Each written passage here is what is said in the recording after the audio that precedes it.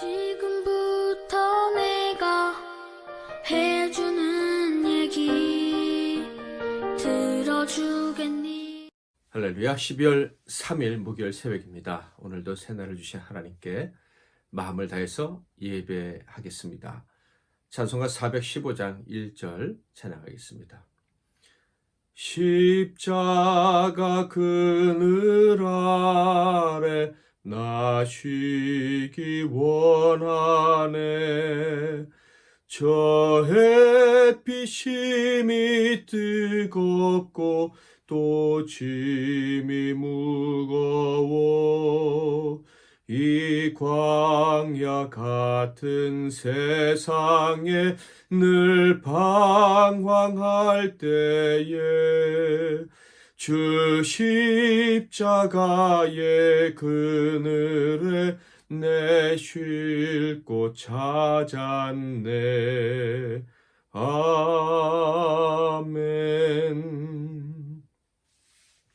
오늘 하나님께서 주시는 은혜의 말씀은 역대하 25장 말씀이 되겠습니다. 구약성경 역대하 25장 1절부터 마지막 절 28절까지 말씀 중에서 7절부터 9절까지만 봉독해 드리겠습니다. 어떤 하나님의 사람이 아마샤에게 나와서 이르되 왕이여 이스라엘 군대를 왕과 함께 가게 하지 마옵소서. 여호와께서는 이스라엘 곧 온 에브라임 자손과 함께 하지 아니하시나니 왕이 만일 가시거든 힘써 싸우소서. 하나님이 왕을 적군 앞에 엎드러지게 하시리이다. 하나님은 능히 돕기도 하시고 능히 패하게도 하시나이다 하니 아마샤가 하나님의 사람에게 이르되 내가 100달란트를 이스라엘 군대에게 주었으니 어찌할까? 하나님의 사람이 말하되 여호와께서 능히 이보다 많은 것을 왕에게 주실 수 있나이다 하니라. 아멘. 오늘은 아마샤의 29년이라는 제목으로 하나님 말씀을 상고하겠습니다. 위대한 하나님의 사람 대제사장 여호야다가 죽은 이후에 요아스가 변질해서 죽임을 당하게 되었습니다. 하나님을 향한 그리고 하나님의 사랑을 향한 마음이 바뀌자 신하가 마음이 바뀌어서 요아스를 살해한 것이죠. 그 뒤를 이어서 요아스의 아들 아마샤가 유대의 9번째 왕으로 등극을 하게 됩니다. 이 모습에서 여러분도 그런 생각을 하셨을지 모르겠지만은 저는 먼저 드는 생각이 과연 아마샤는 자기 아버지처럼 끝이 나쁘지 않고 끝이 아주 좋게 끝났으면 좋겠다 하는 것이죠. 혹시 그 역시 나쁘게 인생이 마무리되지 않을까 하는 그런 염려 아닌 염려 같은 생각이 들었습니다. 1절 2절을 볼까요? 과연 그가 어떻게 살았는지 한번 생각해 보면서 보겠습니다. 아마샤가 왕위에 오를 때 나이가 25세라 예루살렘에서 29년 동안 다스리니라. 그의 어머니의 이름은 여호앗다니요 예루살렘 사람이더라. 아마샤가 여호와께서 보시기에 정직하게 행하기는 하였으나 온전한 마음으로 행하지 아니하였더라. 우리 예감이 틀리지 않을 것 같다는 생각이 듭니다. 29년간 통치를 했는데 대체적인 평가는 정직한 부분이 많았다, 비교적 바른 왕이다 하는 거예요. 그러나 온전하지는 않았다, 이렇게 기록되어져 있습니다.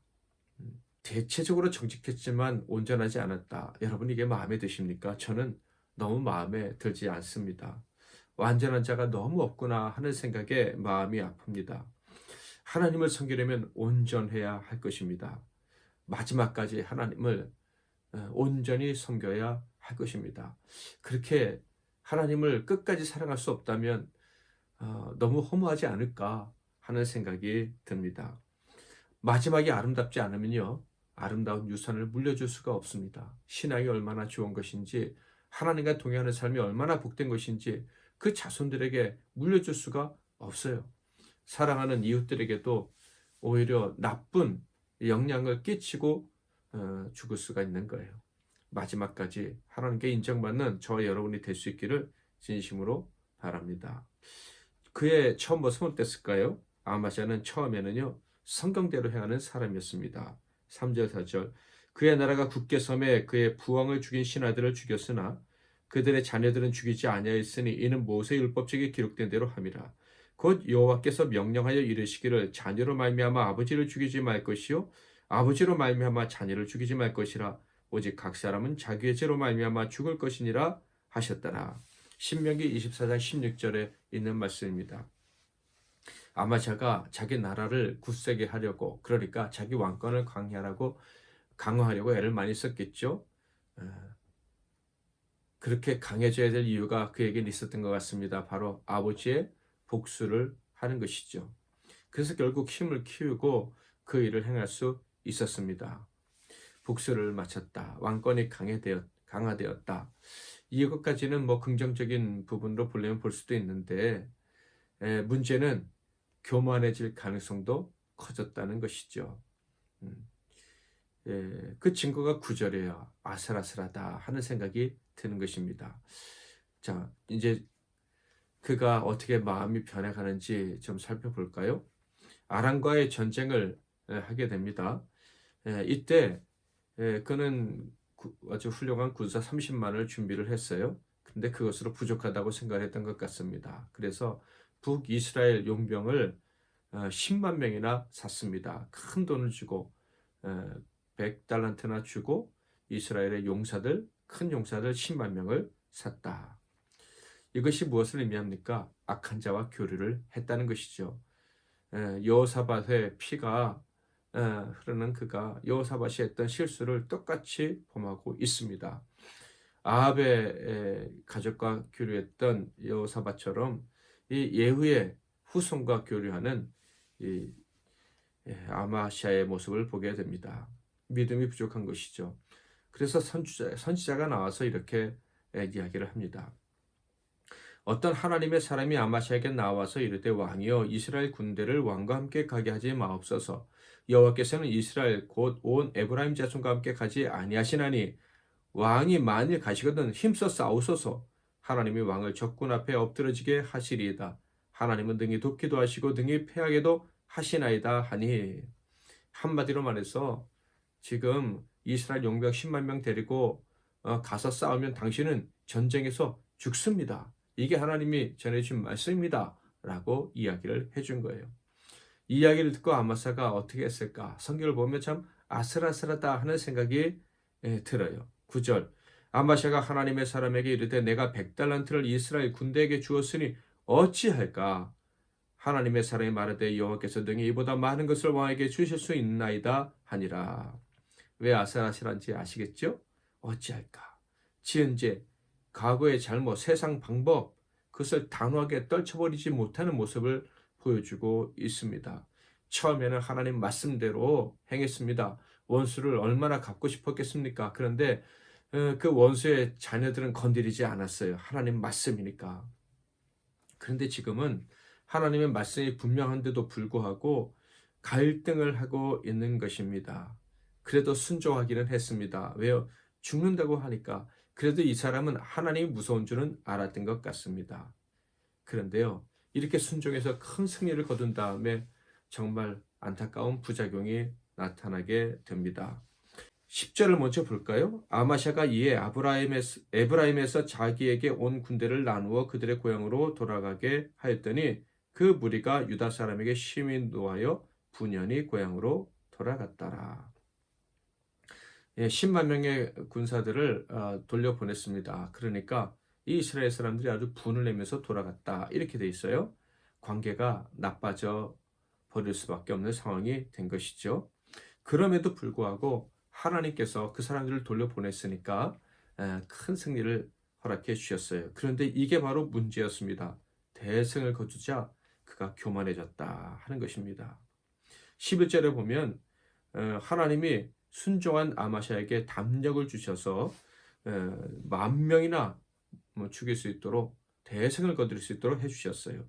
그런데 그 다음에 문제가 생긴 거죠. 14절 아마샤가 에돔 사람들을 죽이고 돌아올 때 세일 자손의 신들을 가져와서 자기의 신으로 세우고 그것들 앞에 경배하며 분향한지라.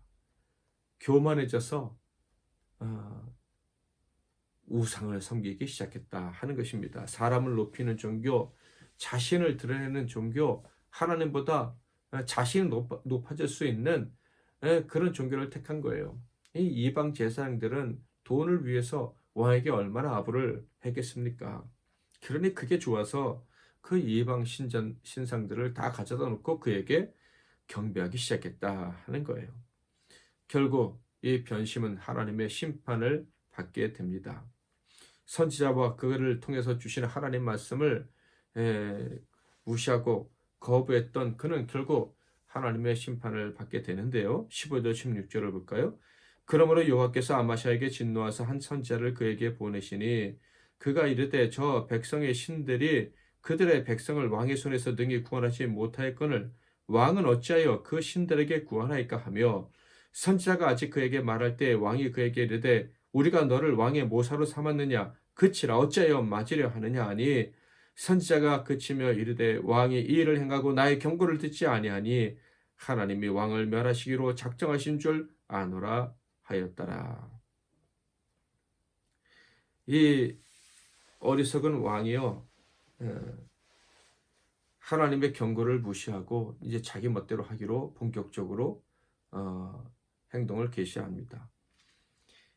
전에는 하나님의 경고를 무서워했는데 이제는 경고를 무서워하지 않게 되었다 하는 것을 보게 됩니다. 하나님 말씀을 무시하기 시작하면 그다음부터는 하나님은 아무것도 아닌 것처럼 느껴지게 되는 법이죠. 그래서 이 어리석은 자가 어리석은 전쟁을 계획하게 됩니다. 감정이 나빠진 이스라엘을 향해서 이 교만해진 아마샤가 선전포고를 한 것입니다. 17절 유다왕 아마샤가 상의하고 예후의 손자 여호아스의 아들 이스라엘 왕 요아스에게 사신을 보내어 이르되 오라 서로 대면하자 한지라. 이제 전쟁합시다 이런 얘기를 한 거예요. 아마샤가 이 무모한 전쟁을 일으킨 이유가 무엇입니까? 20절 아마샤가 듣지 아니하였으니 이는 하나님께로 말미암은 것이라. 그들이 에돔 신들에게 구하였으므로 그 대적의 손에 넘기려 하심이더라. 하나님께서 그의 마음을 교만한 채로 내버려 두셨다. 어리석은 채로 어리석은 전쟁을 하고 그를 심판하려 하신 것이다 하는 거예요. 하나님이 은혜를 베풀어 주셔도 그것을 고마운지 모르고 금방 잊어버리는 사람은 결국 비참한 운명을 맞이할 수밖에 없는 것입니다. 22절에 전쟁에 패했고요. 자기 자신과 많은 백성들이 포로가 되었다. 23절에 기록되어 있습니다. 29년 동안 유대의 왕으로 있었는데 15년은 전쟁에 지고 포로로 갔다가 전쟁에 패배한 왕으로 비참하게 살았습니다. 그리고 결국 자기 아버지와 같이 신하에게 배신을 당하고 살해를 당하고 말았습니다. 27, 28 아마샤가 돌아서서 여호와를 버린 후부터 예루살렘에서 무리가 그를 반역하였으므로 그가 라기스로 도망하였더니 반역한 무리가 사람을 라기스로 따라 보내어 그를 거기서 죽이게 하고 그의 시체를 말에 실어다가 그의 조상들과 함께 유다 성읍에 장사하였더라. 계속해서 역대하서에서는 좋은 시작과 나쁜 결말을 맞이하는 왕들의 이야기를 우리에게 들려줍니다. 마지막까지 선한 사람으로 살 수 있으면 좋겠다. 이게 하나님의 뜻인데 과연 너희들은 마지막까지 하나님을 잘 섬길 수 있겠느냐? 이런 메시지를 주고 있는 것이죠. 마지막까지 하나님께 칭찬받고 하나님의 나라와 성전을 바로 세울 수 있는 저와 여러분이 되기를 바랍니다. 오늘 우리의 마지막 날을 위해서 기도하는 시간을 가지면 어떨까 하는 생각을 해봅니다. 마지막까지 바르게 살 수 있는 바르게 하나님을 섬기며 사는 자가 될 것을 결단하면서 하나님의 도움을 구하는 기도를 올려드렸으면 좋겠습니다. 마지막까지 하나님 온전히 섬기게 하옵소서. 그리고 마지막까지 그렇게 하나님을 온전히 섬기는 의로운 사람들을 많이 만나게 하시고 그들과 동행하는 복을 주옵소서. 이런 기도를 드리면 좋겠습니다. 십자가 그늘 아래 2절 3절 찬양합니다. 내 눈을 밝히 떠서 저 십자가 볼 때 날 위해 고난 당하신 주 예수 보인다. 그 형상 볼 때 내 맘에 큰 찔림 받아서 그 사랑 감당 못하여 눈물만 흘리네. 십자가 그늘에서 나 길이 살겠네. 나 사모하는 광채는 주 얼굴뿐이라. 이 세상 나를 버려도 나 두려움 없네. 내 한량 없는 영광은 십자가뿐이라. 아멘. 오늘 말씀을 통해서 주신 교훈들을 생각하면서 여러분 올려드리고 싶은 기도의 제목들 하나님께 올려드리고 오늘 하루도 시작하시기를 바랍니다. 제가 먼저 잠깐 기도하고 여러분도 각자 기도하시고 오늘 하루 복된 날이 되시기를 바랍니다. 하나님 아버지, 중심의 하나님을 향한 흔들리지 않는 사랑이 있어서 평생 하나님을 기쁨으로 섬기다가 마지막까지 하나님 온전히 섬겼다고 칭찬받으며 하나님 나라에 들어갈 수 있는 저와 우리 모든 성도들이 되게 하옵소서. 끝까지 변치 않는 복이야말로 가장 큰 복임을 기억하고 그 다윗 같은 그 길을 소망하면서 살아가고 싶어서 기도하는 저희들의 기도를 들어주옵소서. 마지막까지 지켜달라고 기도하는 우리 성도들의 기도를 다 들어주실 줄 믿고 예수님 이름으로 기도하옵나이다. 아멘.